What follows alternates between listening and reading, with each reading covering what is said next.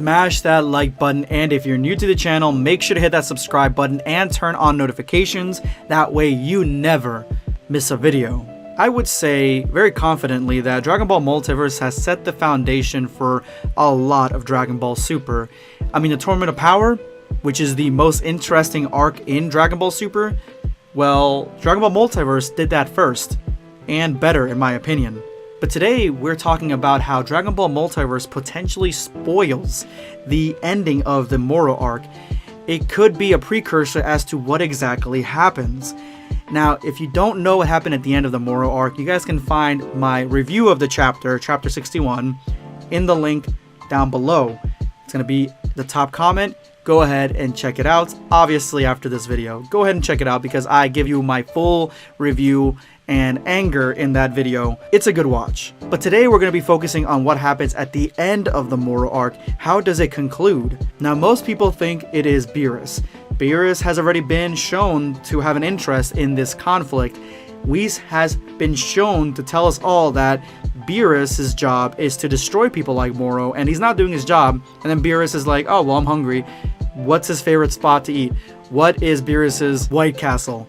It is planet Earth. So more than likely, Beerus is going to come down, face off against Moro, and how he's going to do against his new Moro is probably going to be the most interesting part of this arc. But there is another theory, another Dragon Ball theory that I am not going to take credit for because I wasn't the one that came up with it. I actually was watching Geekdom's review on, I think, the spoilers of the new chapter or the chapter itself, and he came up with a theory that he was talking about with other people that I find extremely interesting, possible, and it's something that Dragon Ball Multiverse did a few weeks ago. I'm gonna let Big D say it. I did a video with Aegis here on my channel about the possibility of Majin Buu appearing and fusing with Goku and Vegeta. So would it not make sense? Humor me here, and we'll discuss this a lot more on Saturday.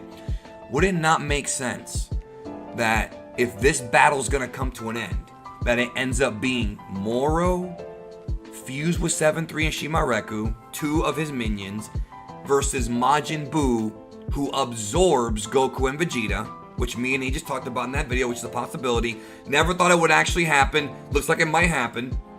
A three-way absorption fusion with the rematch between Moro and the Grand Supreme Kai happening now in the present, except this time they both got two warriors absorbed into them. Would that not be a poetic finale to this arc? Would that not be a cool fucking way to end this freaking arc and give us a battle like never before? The return of Buuhan, except it's not Buuhan, it's Buu with Goku and Vegeta, which means he would have access to Ultra Instinct, Omen Speed, and Spirit Separation, along with all the other hacked moves that Buu can do. Poetic justice. This is poetic, guys. It rhymes, as George Lucas says. You have Moro, who ended up absorbing his henchman, 73, fighting against Majin Buu after he absorbs a completely depleted and weakened Vegeta and Goku. This could be the ending of Dragon Ball Super's Moro arc, and it would be, honestly, in my opinion, one of the most satisfying conclusions because of how it rhymes to the beginning of this arc, where we see that the Supreme Kai ended up failing fighting against Moro, but he did end up trapping him. He didn't defeat him, but he did trap him. Now he may have the capabilities of defeating him in Goku and Vegeta.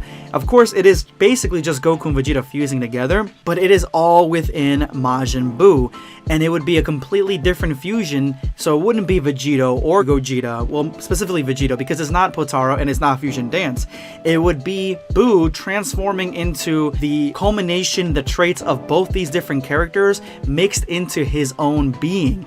It would be a brand new character, not exactly sure what I'm going to call this, so if you have any ideas what you would call a Buu who absorbs both Goku and Vegeta, let me know in the comment section below, guys. That's going to be the question for today. Let me know what names you guys can come up with, because I really can't come up with any. The only one that I can think of is Bujito, which actually sounds pretty badass now that I'm thinking about it. So this new fusion would face off against Moro, and it would bring closure to the Supreme Kai's story, who failed the first time in defeating Moro. So how am I comparing this to Dragon Ball Multiverse? Well, those veterans on my channel who have been following me since the beginning know that I love Dragon Ball Multiverse, and I especially love the Bra arc. And in the recent chapters, we actually got a fake out, a troll from the creators of Dragon Ball Multiverse that have shown us what a possible future could be if Majin Buu ended up absorbing Majin Bra and becoming a brand new character. Now, the panel that we got was Buu Bra, and this made waves throughout not only the Dragon Ball fan manga community, but also the Dragon Ball community at large, because a lot of people were, they had their own feelings about it. Of course, there was a lot of clowning. People like to clown Dragon Ball Multiverse and fan mangas a lot, but it's whatever. It was interesting, and of course, the chapter did not go that way. There was a what-if situation of what would happen if Majin Buu absorbed Majin Bra, but it ended up happening a few weeks ago. This new character would have been Buu, but with all the powers and demeanor and characteristics and traits of Majin Bra. And the most interesting aspect of this, in my opinion anyway, of this new transformation or absorption is exactly what Buu ended up looking like. And this could tell us a little bit as to what Buu absorbing Goku and Vegeta would look like. So what we got was, obviously, those that respect the culture, understand why this what if transformation is popular, but it basically just looks like a Buu girl, and that's it. No clothes, no nothing that identifies exactly what kind of character it is. It just basically looks like a brand new character, a brand new version of Buu, as opposed to when Buu in the anime absorbs people, he gets the clothing, he looks a little bit more like them. I digress. So, with the power of Goku and Vegeta both being very close, if the Fat Buu absorbs both of them, and the transformation can pick which character to model itself after because both of them are dominant, well, we have in our sights a brand new transformation that will look completely different than anything that it was before, mainly looking more like a humanoid version of Buu. And I would say, you know what, remove the shirt. Probably no shirt, honestly. But that's not all. This new transformation may have the capabilities of going into like a blue transformation. It could have the capabilities of transforming and using Ultra Instinct Omen, and also have the power of Spirit Dissection, where Vegeta kicks Moro a bunch of times and removes the power that he stole. Now, would this new transformation be able to do that? Would it be able to remove the fusion between 73 and Moro? Because Vegeta ain't gonna do it. He's completely knocked out. So he is out of the fight, and it basically relies all on Goku. I don't think Vegeta is gonna get up after this. I think that they're gonna shame the shit out of him, and he's going to be just wallowing in the mud.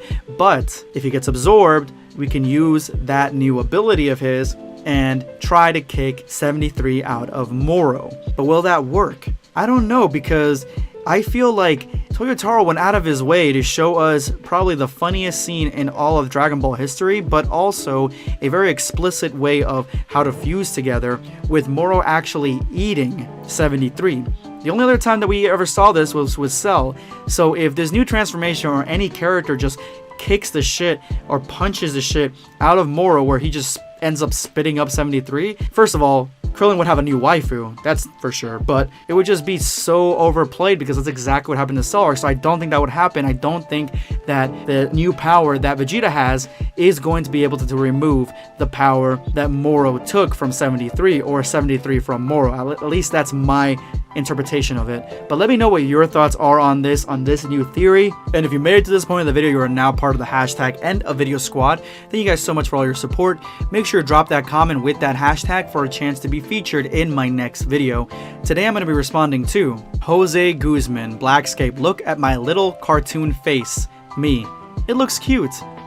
Take me seriously. I demand to be taken seriously. JK. Thank you so much for your comment, Jose. This is going to be BlackScape signing off. Take care, guys.